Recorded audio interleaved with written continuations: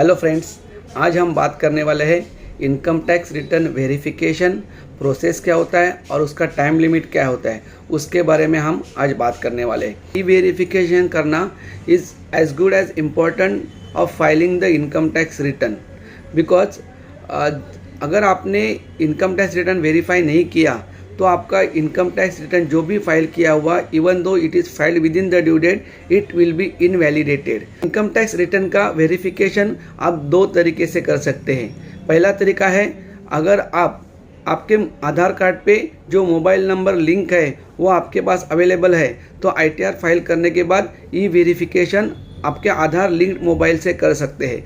दूसरा तरीका है कि आप जो भी ITR V है उसका प्रिंट निकाल के जहाँ पे साइन करने के लिए बॉक्स दिया हुआ है वहाँ पे साइन करके इनकम टैक्स डिपार्टमेंट बेंगलोर के एड्रेस पे जो कि ITR V पे मेंशन किया हुआ रहता है वहाँ पे आपको भेजना है। ई वेरिफिकेशन के बारे में लास्ट ईयर तक कुछ अलग प्रोविज़न था और करंट ईयर के लिए कुछ अलग प्रोविज़न है।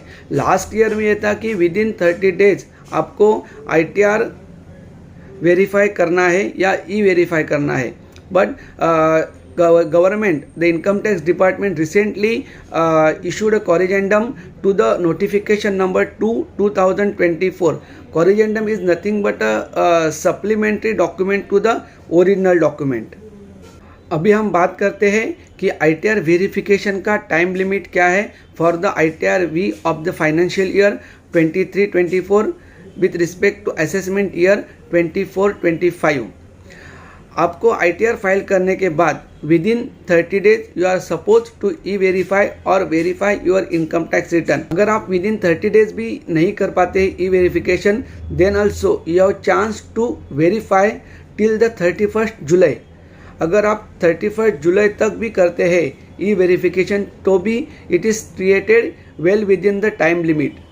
बट अगर आप उन्हें 31st जुलाई के तक भी आपने वेरीफाई नहीं किया तो it will be treated as invalid return.